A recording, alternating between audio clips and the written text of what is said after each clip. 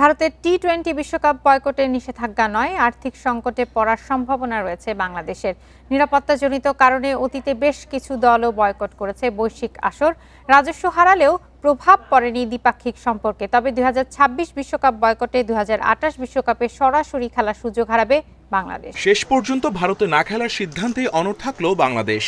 নিরাপত্তা ইস্যুতেই 2026 টি-20 বিশ্বকাপ বয়কট লাল সবুজের। নানান অজুহাতে আইসিসি বাংলাদেশের ন্যায্য দাবিকে মেনে না নেয়ায় প্রশ্ন অনেক। মূলত ভারতের প্রভাবেই এমনটা ঘটেছে। অতীতেও অনেক দেশই নিরাপত্তা ইস্যুতে আরেকটি দেশে খেলতে যায়নি, সেখানে কখনোই নিষেধাজ্ঞার কথা আসেনি। আর্থিক ক্ষতিপূরণ দিতে হতে পারে এমন খবরও ঘুরে বেড়াচ্ছে চারপাশে। টি-20 র্যাঙ্কিংয়ে প্রভাব পড়বে, বিশ্বকাপের লভ্যাংশ পাবে না, এসব ঠিক আছে, কিন্তু আগেরগুলো সবই প্রোপাগান্ডা।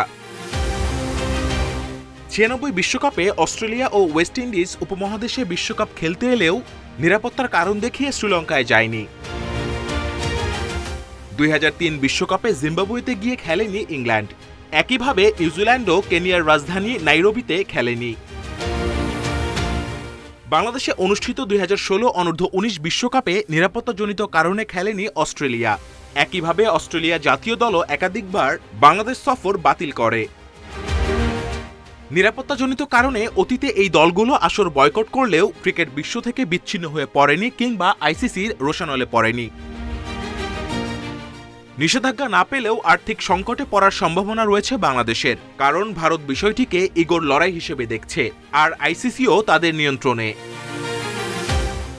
আইসিসি প্রতি অর্থ বছরে যে নিয়মিত রাজস্ব বন্টন করে সেটিও না পেতে পারে বিসিবি। আইসিসি যদি মনে করে বিসিবি কোড অফ কন্ডাক্ট ভঙ্গ করেছে, তাহলে জরিমানার মুখেও পড়তে হতে পারে। অতীতে খেলা বয়কটের কারণে কোনো দল এমন পরিস্থিতির মুখোমুখি না হলেও বাংলাদেশের বেলায় তেমন হলে বুঝতে বাকি থাকবে না যে অন্তরালে কলকাঠি নাড়ছে ভারত। 2028 টি-20 বিশ্বকাপে সরাসরি খেলার সুযোগও হারাচ্ছে বাংলাদেশ। সেক্ষেত্রে বাছাই পর্ব পেরিয়ে মূল পর্বে জায়গা করে নিতে হবে। Kamrul Hasnat, independent news, Dhaka.